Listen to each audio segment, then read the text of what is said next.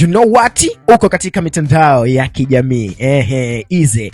Bwana, baada ya influencer namba 1 na mwenye ushawishi hapa East Africa kutoka hapa Tanzania ndani ya mipaka ya Mama Samia, tunamzungumzia Zewani Lole Mwijaku, kipenda muite Zijaku Boy. Bwana ameweza kuonesha mjengo wake mpya ambao hapo mwanzo alikuwa analalamika kwamba ujenzi umemshinda, lakini zilikuwa ni kama mbwembwe hivi, unajua. The end of the time, the wait is over, ni kwamba kusubiri kumekwisha. Yeye mwenyewe Mwijaku ameweza kuonesha mjengo wake mpya ambao anakuambia una zaidi ya gharama za bilioni 4 za Kitanzania. Wow. Of course, big achievement.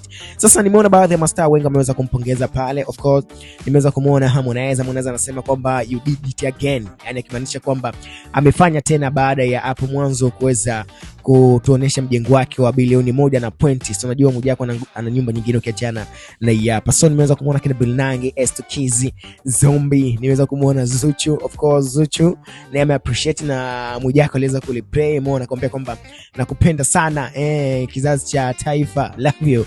So comment kubwa ambayo nimeweza kutizama kwa jicho lengine ni comment ile ya Lava Lava. By the way, Lava Lava ni kama ameweza kumkumbusha hivi hapa Mwijaku ni kwamba kunya nyebata kinyane hivyo. So unajua akimaanisha kwamba wakati Lava Lava anaronji anatambulisha nyumba yake mpya, miongoni mwa watu ambao walimcrash ni huyu Mwijaku. Sasa hapa yeye anachokifanya Lava Lava ni kama anakumbushia vipi, mbona yeye atuseme.